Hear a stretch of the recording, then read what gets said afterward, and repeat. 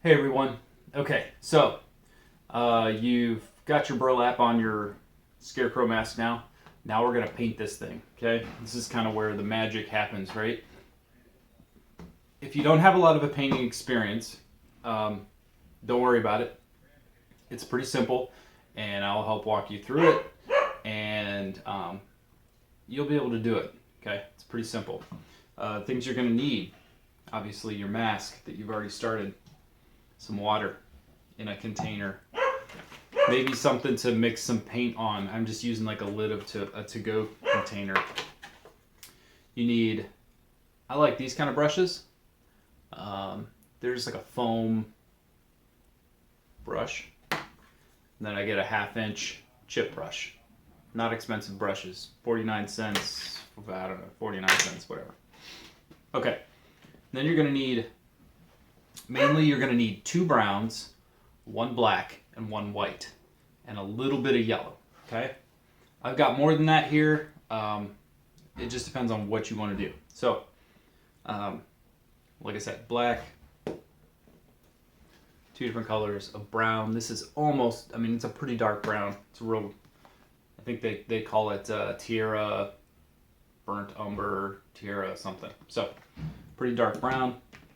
This one's called raw sienna and black. I got a little bit of white, just some acrylic paint, and then some yellow. Okay. Every once in a while, I mix in a flesh tone. I kind of like that sometimes. That works out nice. Get yourself a couple rags so you can kind of wipe brushes off as you go. Wear some clothes you don't have to worry about. And what else? For this one, I grabbed a Lazy Susan. And that's just going to make it easier for me to show you what's going on. You don't have to have one because you'll be working in front of your mask and you won't have to turn around and show people what you're doing. But for my purpose, I wanted you all to see. So I'm going to go ahead and just keep spinning that thing around so you guys can see it. Okay? Is there anything else you really need? That's about it. So I'm going to get started by putting together some paint here. I'm going to take my dark brown. Just going to put some right there on my thing. I'm going to take some lighter brown. Just clean it up there a little bit. Put some there. Put some black right here. All right, now I usually like to do washes.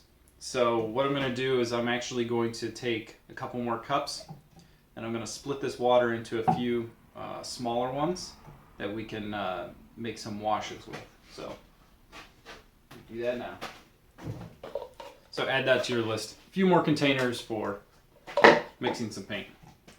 Just gonna put a little water in this one, a little water in this one, a little water in this one. Okay, I'm going to add some dark brown to that container.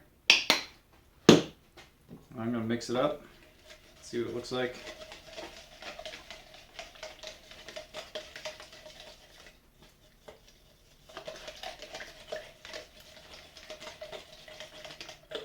Check it out, it's brown. Yay. Okay, so this first coat, what I'm gonna do is I'm gonna add a little bit more brown. You want it to be a wash, so you want to be able to see through it still. What this is gonna do is this is gonna sink into some of the detail and kind of give you more depth to your mask. Just, give it some more detail. It's gonna go in between those cracks and it's gonna soak into the mask a little bit, so it's gonna be dirty. So I usually like to take my rag around with me as I go and wipe off excess that I don't want to actually remain on the mask, okay? So what I'm going to do this wash real quick, and I'm going to try to stick to the lower areas. I'm going to leave the higher areas a little bit alone. You're just bringing out the definition by going over the areas that would be darker. So obviously the top portions of wrinkles, leave those alone.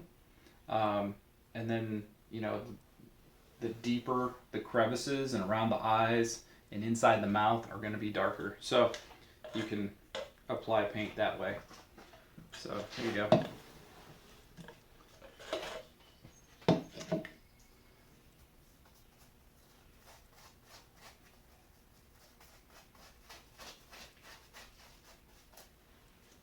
See how dark it is? Okay, now I'm going to go ahead and clean that up just a little bit, like that. And now it doesn't look quite as extreme. So like I said, I'm just going to go ahead and come in these areas right where folds are. I'm going to draw that color out a little bit into some of the other areas just to give your mask some more depth. And this can be really dirty and really quick, because think about it. You know, who made this mask, right? Some farmer who just had junk left over and decided to go ahead and make a mask. Of course, it could be, you know, the other guy from Batman, and then, you know, he probably took a little more time on it because he wanted it to be really scary.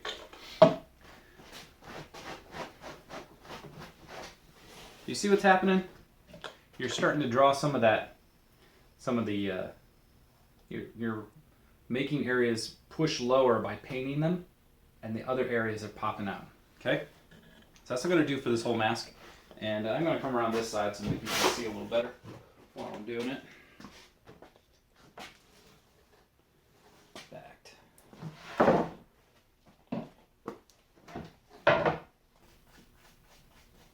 What you're doing is just exaggerating the detail that's already there.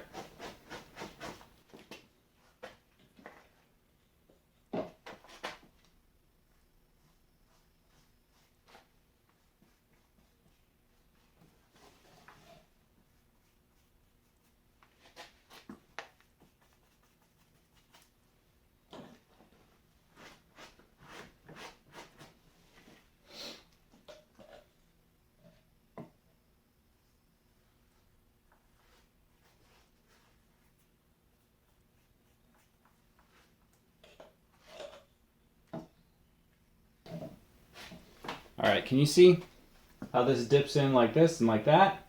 So what I'm going to do is I'm just going to add color to right there.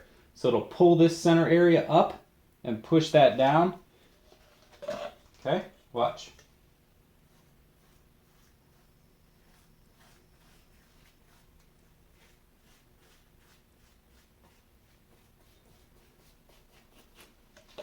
See that? I'm just going to soften it up a little bit. That's it. Okay, just keep going. Now you want to spread the color out a little bit, because this is just your brown and you're going to add black later, and if you just go from burlap color to straight black, it's going to look done. So you've got to get some of that brown bleeding out and looking like it's a nice smooth transition, or it's going to look ridiculous.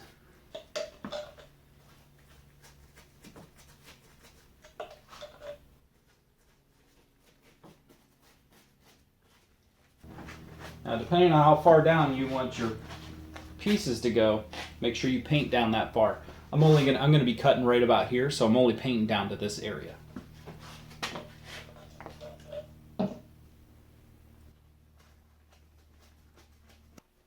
Coffee break. Out.